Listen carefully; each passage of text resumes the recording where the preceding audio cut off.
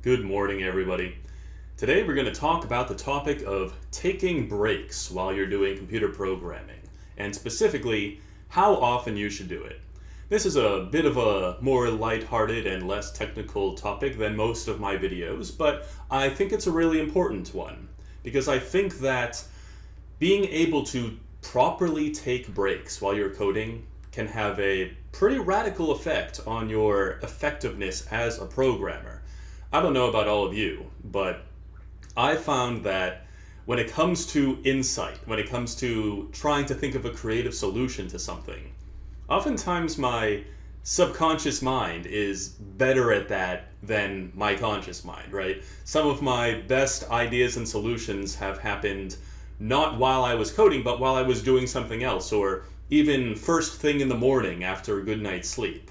I'll just have a revelation and be able to implement it immediately. And I think you can unlock a lot of that by taking proper breaks in a way that you wouldn't be able to do simply programming away nonstop. So in this video, I'm going to talk a bit about that and about some of the scientific evidence that backs that and some stuff that recommends one direction or another, and give you suggestions on how to maximize your productivity. So, I am Howie Reith. I'm a software developer who's enthusiastic about learning good coding practices and techniques. If you want to reach out to me at this video, or about any other video, or whatever, you can reach me at howard.reith@gmail.com. And of course, always feel free to simply comment on this video. If you'd like to check out any of the resources, I have a link to the GitHub in the description, and that GitHub repository will have all of my PowerPoint presentations that I present on this channel. So first of all, what is our goal? Our goal, for the purposes of this video, is maximizing our productivity as programmers. We want to write excellent, sustainable code, and we want to write it as quickly as we can. Now, I want to point out some challenges to this that often come in when talking about the topic of breaks that are explicitly not our goal.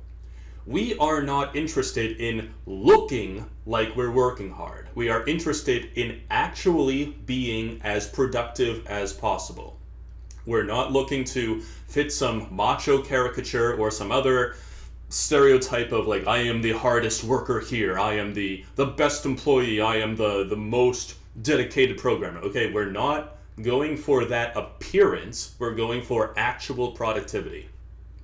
And likewise, we're not looking to find excuses to stop working here, right? Like there's two polar extremes that we don't want to deal with. We don't want to deal with the exhausted workaholic who is obsessed with what other people think about them, but and has detrimental effects on their productivity as a result. And we also don't want to be someone who is legitimately lazy, somebody who is trying to avoid doing work and just wants to do the bare minimum necessary to get by, right? So we are looking for the happy medium, the top of our productivity where we are getting sufficient rest, sufficient time away from the code, but enough time actually doing work in order to maximize our productivity. So, how do we determine what this optimal balance is? Well, we can look at science, we can look at personal experience. Unfortunately, there's not a whole lot of scientific research on this topic, but I will share with you what I have been able to find and what I think about it in this video. So, why breaks are necessary? So in 2010, there were researchers at the University of Illinois who analyzed the capacity for people performing what they called vigilance tasks. These were basically tasks that required some degree of mental focus. And all of the past research that they read and included and cited in their paper, and their actual experiment, showed that cognitive control, in particular, diminishes over time. So the longer you spend working on a task, the less ability you have to focus your thoughts and engage with that task effectively. Specifically, in their introduction, they said myriad studies have shown that performance on so-called vigilance tasks often show a downsloping curve as a function of time. So fortunately, they found that much of this focus, much of this ability to keep control of your mental faculties and stay focused on this task are improved simply by taking a brief break and having some time away from the tasks. So they said, vigilance can be maintained over prolonged periods of time with the use of brief, relatively rare, and actively controlled disengagements from the vigilance task. In sum, vigilance decrements are not about an exhaustion of attention. They are about a loss of control over the contents of our thoughts. Happily, it is surprisingly easy to prevent loss of control. So in another study in 2007, researchers at the University of South Florida and the University of California, San Diego wanted to examine how the duration and distribution of study time affected a student's ability to retain the information they were studying. Their findings were consistent with past data. Studying for longer periods of time has diminishing returns. However, retention can be improved by having a brief space in the studying session. So they say, we find that over substantial time periods, spacing has powerful and typically non-monotonic effects on retention, with optimal memory occurring when spacing is some modest fraction of the final retention interview, perhaps about 10 to 20%. In other words, if you take a brief break while you're studying that constitutes 10 to 20% of the total study time, you will retain the information you are studying better than if you had not taken that break. So, the evidence is simple and, at least in my opinion, unsurprising. Our brains get tired. The longer we engage in a mentally taxing activity, the more difficult it becomes to stay focused. And that applies to whether we're doing piano or math or writing a book or programming or whatever other task. If it is mentally taxing, we need a break in order to recover some of our mental faculties. So, that being the case, how often should we take breaks and how long should they be? So in one study, this study was analyzing a variety of different tasks, some of them athletic, some of them mentally engaged, and some of them artistic, a whole variety. And they were comparing the behaviors of experts and the effectiveness of the experts compared to the behavior of amateurs.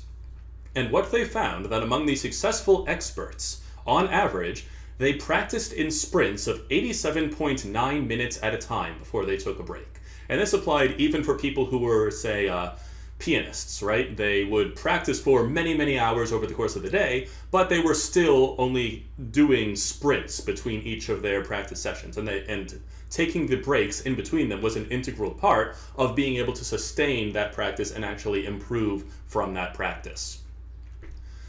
This next study, I was not able to find the actual study as hard as I tried to find it, but it was cited in a wide variety of articles. In the bibliography here, I am including what I thought was the best article citing this, but essentially there's this application called Desk Time that is used for keeping track of schedules and work and so on inside of various offices, right? And so the people who made Desk Time did an analysis of work and found that the most productive employees in a wide variety of industries worked for an average of 52 minutes before taking an, on average, 17-minute break. And this was called the 52 to 17 ratio, and that ratio apparently is the maximum productivity ratio. Now another question is, what sort of break ought you take? So, in particular, it looks like breaks that involve a degree of physical activity are better than breaks that do not. So, for example, in this first study I cited here, every hour taking a 5-minute break that involves some walking improved cognitive focus and happiness at work. In a similar study, employees who engaged in some physical activity like walking enjoyed superior creativity and ideation. This was for artists and writers. And lastly, there was an analysis of individuals who engaged in a 10-minute high-intensity interval training workout, and this was found to improve selective attention and acute memory ability. So based on all of this, what can we glean? What recommendations, what best practices for taking breaks can we engage in? So, don't work for more than 90 minutes at a time. It may actually be better to keep it closer to an hour, Like, work for an hour, take a break. Work for an hour, take a break. But no matter what, definitely don't work for more than 90 minutes at a time. Break lengths should be 20 to 25% of the time worked. I know that other study I mentioned suggested 10 to 20%, but that break time analysis seemed to indicate a longer span was better. So my estimation is 20 to 25%. If you're working an hour, take a 15-minute break. If you're working 90 minutes, take a 20-minute break.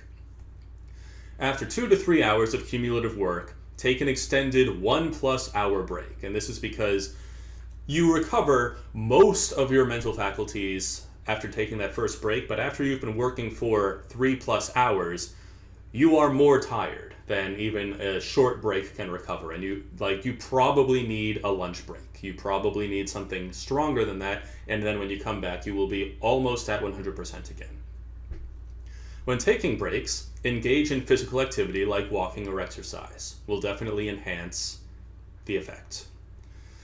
Avoid mentally engaging during a break. And if you do, engage in something very different from your work task. So basically, if you're coding away, don't go off and start reading about code. Don't start solving logic problems or math problems or something that is similarly mentally exhausting in a similar way to the task you were just doing. You can go off and play ping pong. You can, I don't know, think about a date that you're planning for the evening. Think about an improv game you want to play. Like, you can do things like that, but just make sure that the mental activity you are engaging in is fundamentally different from the task that you were performing for the last hour plus. If you are stuck, definitely take a break. So generally speaking, it is probably better to take breaks on a schedule. But if you are stuck on a problem, that is probably the single best time to take a break, because that is a moment when you might be stuck in tunnel vision. You need to open your minds to different possibilities, and there are few better ways to do that than to simply get away from your computer and find something else to do. Engage your brain in a new way. Let your subconscious mull over the problem on its own.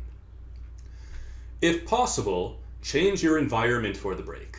Leave your office and move to a location that stimulates your brain in a very different way, preferably a natural setting. This wasn't one of the things I talked about explicitly in the previous slides, but if you read the studies and the book that I'm going to be citing in the bibliography here, this is one of the changes that you can make in your break habits that will significantly improve the effectiveness of your work. If you are feeling drained, have a small, healthy snack. This has to do with willpower and your prefrontal cortex. I won't get into it in great depth right now, but essentially, willpower is a scarce resource for our body. And when we start to get a little bit hungry, it's one of the very first things that our brain stops prioritizing. So if you are having trouble staying focused, there's a pretty good chance you're a little bit hungry. So don't necessarily take this as an excuse to eat candy every single time you take a break or whatever. That can be itself a bad habit that you adopt.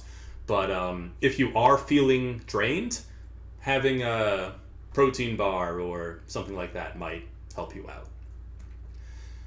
For your break, consider taking a short 15 to 20 minute power nap. This isn't necessarily what you want to do for every single break, but if you're feeling pretty tired, a short power nap can actually have extraordinary effects on your ability to continue working. Take a minute to take a series of slow, deep breaths. Much in the same way that having a healthy snack is going to improve your ability to focus and your willpower, taking a bunch of slow, deep breaths, sort of like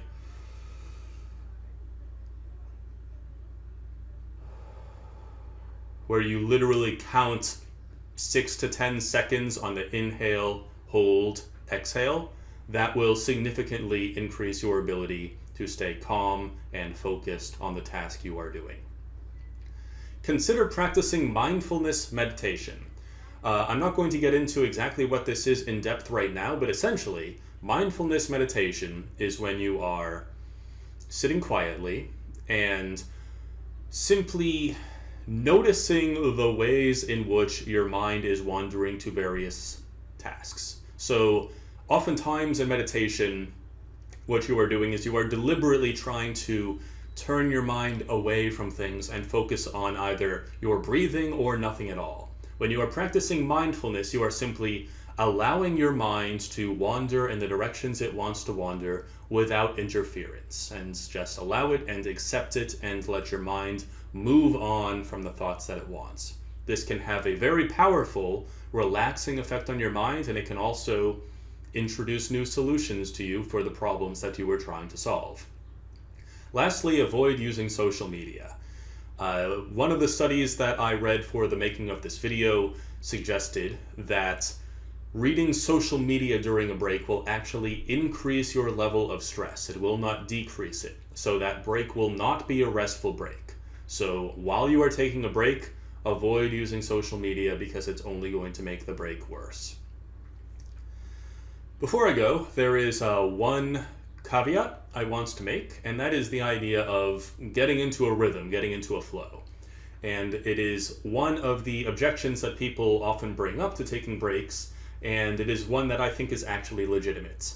So if you are in a flow, if you are just in your rhythm, you are kicking butt, enjoying coding, doing whatever you're doing, don't necessarily take a break. Allow yourself to continue on that. But as you start hitting that 90-minute limit, even then, I would encourage you to think, maybe a break would be a good idea right now.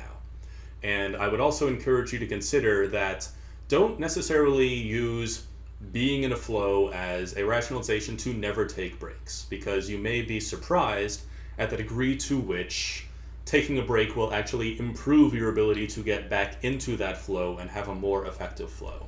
Experiment with it. This isn't a one-size-fits-all solution for everybody. Your needs are going to be unique to you. But just be aware of the evidence here, be aware of the potential benefits, and pursue them according to what you find to be effective for you. Alright, so thank you very much for watching. If you have any comments or any questions, once again, feel free to reach out to me at howard.reith@gmail.com or drop a comment in the comments section. Feel free to visit the GitHub for a copy of this PowerPoint, and I hope you enjoyed it. Have a good one.